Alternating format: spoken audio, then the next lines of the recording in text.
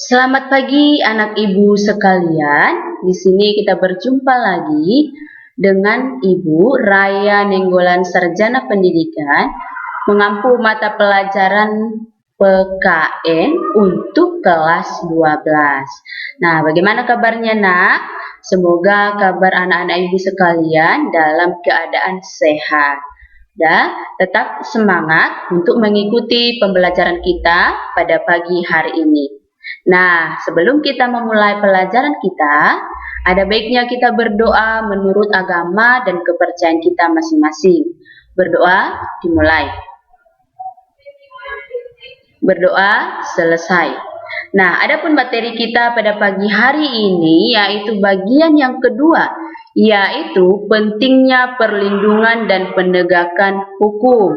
Tetapi sebelum kita masuk ke dalam materi kita terlebih dahulu harus mengetahui apa kompetensi dasar dan apa tujuan pembelajaran kita pada pagi hari ini, yaitu inilah dia kompetensi dasarnya, yaitu yang pertama, mengevaluasi praktik perlindungan dan penegakan hukum untuk menjamin keadilan dan kedamaian. Yang kedua, mendemonstrasikan hasil evaluasi praktik perlindungan dan penegakan hukum untuk menjamin keadilan dan kedamaian. Adapun tujuan pembelajaran kita yaitu menyaji pentingnya perlindungan dan penegakan hukum dalam masyarakat untuk menjamin keadilan dan kedamaian. Inilah kompetensi dasar dan tujuan pembelajaran kita pada pagi hari ini. Nah, sekarang kita masuk ke dalam materi kita, bagian kedua yaitu pentingnya perlindungan dan penegakan hukum.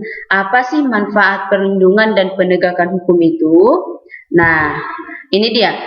Manfaat atau pentingnya perlindungan dan penegakan hukum yaitu sebagai negara hukum atau negara Indonesia sebagai negara hukum wajib melaksanakan proses perlindungan dan penegakan hukum. Negara wajib melindungi warga negaranya dari berbagai macam ketidakadilan, ketidaknyamanan, dan penyimpangan hukum lainnya. Inilah manfaat perlindungan dan penegakan hukum. Nah, perlindungan dan penegakan hukum sangat penting dilakukan karena dapat mewujudkan hal-hal sebagai berikut. Yang pertama, tegaknya supremasi hukum. Apa sih maksud dari supremasi hukum itu? Supremasi hukum bermakna bahwa hukum mempunyai kekuasaan mutlak dalam mengatur pergaulan manusia dalam berbagai macam kehidupan. Yang kedua, tegaknya keadilan, di mana tujuan utama hukum adalah mewujudkan keadilan bagi setiap warga negara. Yang ketiga, mewujudkan perdamaian dalam kehidupan di masyarakat, di mana perdamaian akan terwujud apabila setiap orang dilindungi hukum dalam segala bidang hukum.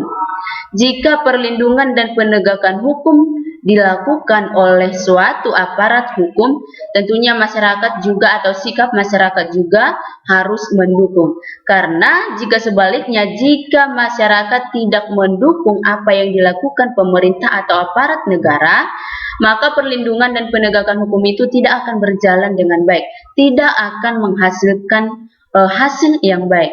Jadi di dalam perlindungan dan penegakan hukum ini, aparat negara atau pemerintah ataupun masyarakat harus saling mendukung, di mana negara Indonesia adalah negara hukum.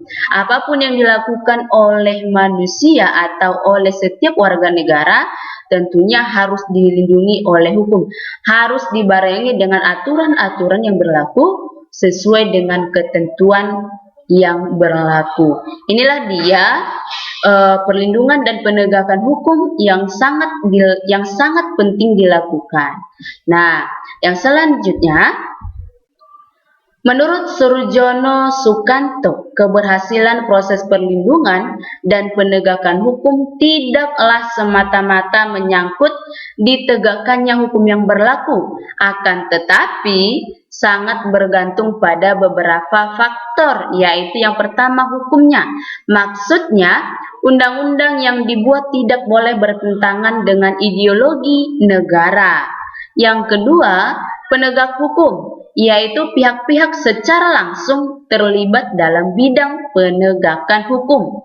Yang ketiga, masyarakat, yaitu masyarakat di mana lingkungan hukum tersebut berlaku atau diterapkan.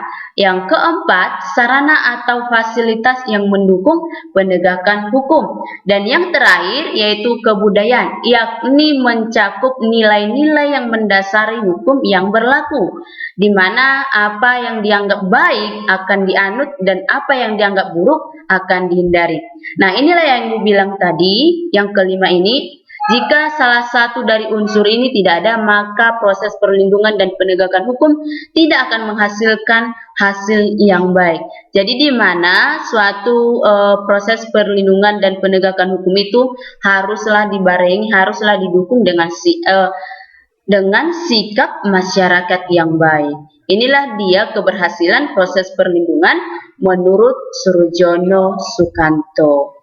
Jadi dapat kita simpulkan pentingnya perlindungan dan penegakan hukum itu sangat dibutuhkan di negara kita, di mana negara kita adalah negara hukum. Jadi setiap apa yang dilakukan warga negara harus dilandasi atau harus dilindungi dengan hukum. Di mana jika tidak dilindungi hukum, maka warga negara akan semena-mena, akan dengan sesuka hatinya untuk melakukan sesuatu. Jadi segala sesuatu yang dilakukan masyarakat atau warga negara itu harus berdasarkan peraturan yang berlaku. Jika dilanggarnya akan mendapatkan sanksi atau tindakan yang sesuai dengan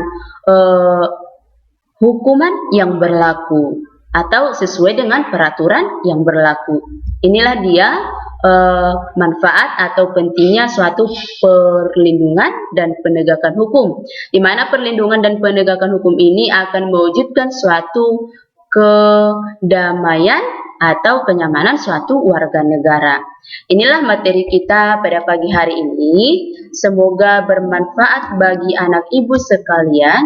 Jika masih ada yang kurang, boleh ditanyakan kembali kepada ibu.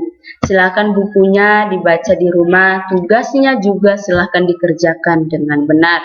Ikuti daring selanjutnya. Tetap jaga kesehatan, tetap semangat belajarnya. Dan sebelum kita menutup pelajaran kita, marilah kita berdoa menurut agama dan kepercayaan kita masing-masing. Berdoa dimulai. Berdoa selesai. Demikianlah pembelajaran kita pada pagi hari ini. Sampai berjumpa untuk pertemuan selanjutnya. Terima kasih.